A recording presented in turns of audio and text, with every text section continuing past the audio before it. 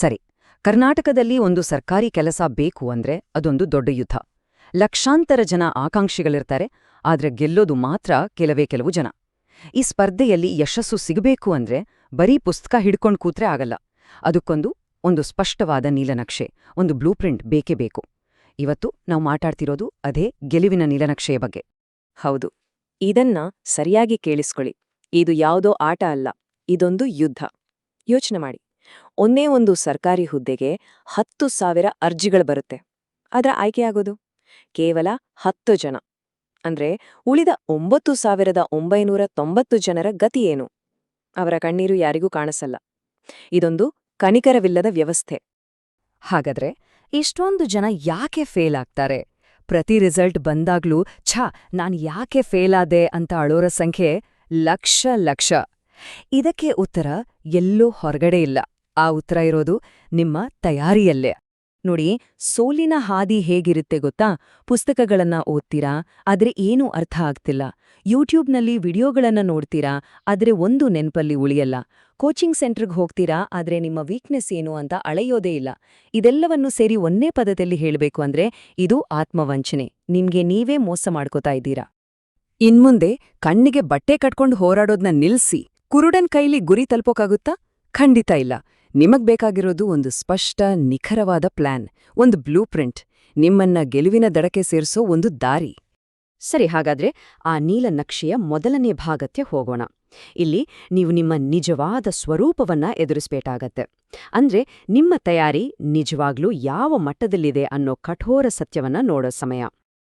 ನೋಡಿ, HGA ಅಕಾಡೆಮಿಯ dashboard ಇದೆಯಲ್ಲ, ಅದು ಸುಮ್ನೆ ನಿಮ್ಮನ್ನ ಹೊಗಳೋಕಿರೋದಲ್ಲ, ನಿಮ್ಮ ವೀಕ್ನೆಸ್ ಏನು ಅಂತ ಮುಖಕ್ಕೆ ಹೊಡೆದಾಗೆ ಹೇಳುತ್ತೆ.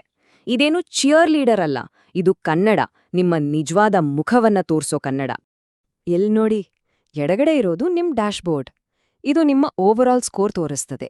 ಆದ್ರೆ ಬಲಗಡೆ ಇರೋ ಮೈ ಪ್ರೋಗ್ರೆಸ್ ಇದೆಯಲ್ಲ, ಅದು ಅಸ್ಲಿ ಕತೆ ಹೇಳೋದು. ಯಾವ ವಿಷಯದಲ್ಲಿ ನೀವು ಸ್ಟ್ರಾಂಗ್, ಯಾವ ವಿಷಯದಲ್ಲಿ ವೀಕ್ ಅಂತ ಕ್ಲಿಯರಾಗಿ ತೋರಿಸುತ್ತೆ. ನೋಡಿ, ಸ್ಕೋರ್ 66%. ಅಂದ್ರೇನು? ಇನ್ನೂ 1/3 ತಯಾರಿ ಬಾಕಿ ಇದೆ ಅಂತ ಅರ್ಥ. ಇದೇ ನೀವೆದುರಿಸ್ಬೇಕಾದ ಕಠೋರ ಸತ್ಯ. ಓಕೆ, ನಿಮ್ಮ ವೀಕ್ನೆಸ್ ಎಲ್ಲಿದೆ ಅಂತ ಗೊತ್ತಾಯಿತು. ಇವಾಗ ಮುಂದಿನ ಹೆಜ್ಜೆ, ಆ ಯುದ್ಧಭೂಮಿಯ ಮೇಲೆ ಹಿಡಿತ ಸಾಧಿಸೋದು. ಅಂದ್ರೆ ನಿಮ್ಮ ವೀಕ್ನೆಸ್ಗಳನ್ನೇ ನಿಮ್ಮ ಸ್ಟ್ರೆಂತ್ ಆಗಿ ಬದಲಾಯಿಸೋದು. ಅದಕ್ಕೆ ಯಾವೆಲ್ಲ ಅಸ್ತ್ರಗಳು ಬೇಕು ಅಂತ ಈಗ ನೋಡೋಣ.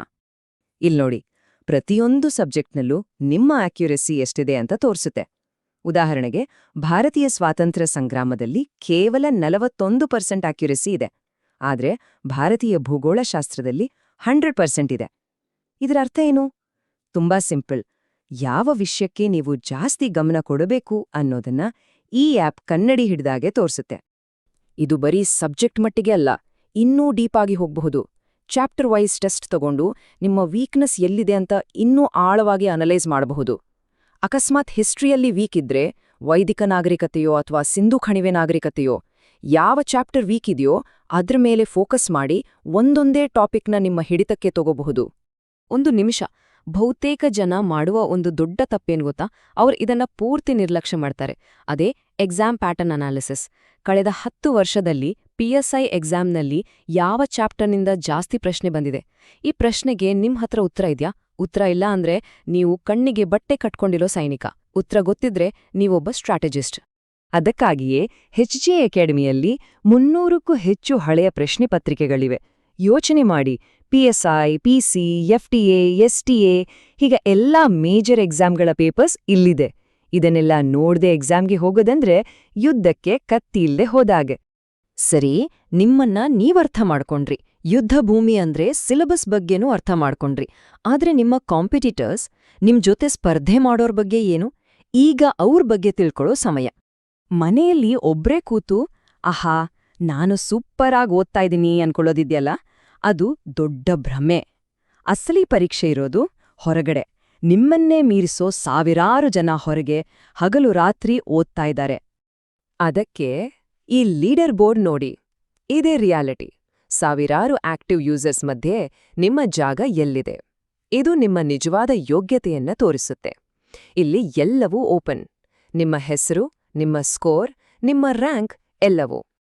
ಈಗ ನಿಮ್ಮನ್ನ ನೀವೇ ಒಂದು ಪ್ರಶ್ನೆ ಕೇಳ್ಕೊಳ್ಳಿ. ನಿಮ್ಮ ಹೆಸರು ಟಾಪ್ 50 ಒಳಗಡೆ ಇದೆಯಾ?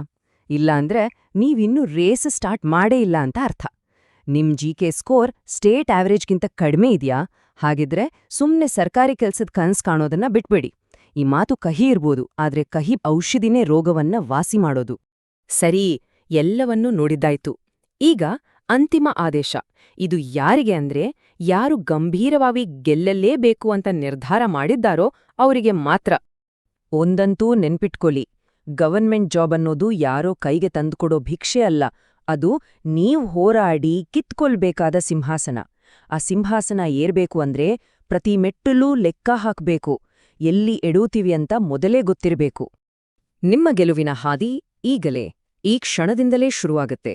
ಸ್ಟೆಪ್ 1, ಪ್ಲೇಸ್ಟೋರ್ ಓಪನ್ ಮಾಡಿ. ಸ್ಟೆಪ್ 2, HJ ಅಕಾಡೆಮಿ ಇನ್ಸ್ಟಾಲ್ ಮಾಡಿ. ಸ್ಟೆಪ್ 3, ನಿಮ್ಮ ಮೊದಲನೇ ಟೆಸ್ಟ್ ತಗೊಳ್ಳಿ. ಮತ್ತು 4ನೇ ಹಾಗೂ ಅತಿ ಮುಖ್ಯವಾದ ಸ್ಟೆಪ್, ಸೋಲೋರ ಗುಂಪಿಂದ ಹೊರಗೆ ಬಂದು ಗೆಲ್ಲೂನಾಗ್ಬೇಕು ಅಂತ ನಿರ್ಧಾರ ಮಾಡಿ. ಇನ್ನ ತಡ ಮಾಡೋಕೆ ಸಮಯ ಇಲ್ಲ. ಇದನ್ನೊಂದು ಆದೇಶ ಅನ್ಕೊಳ್ಳಿ.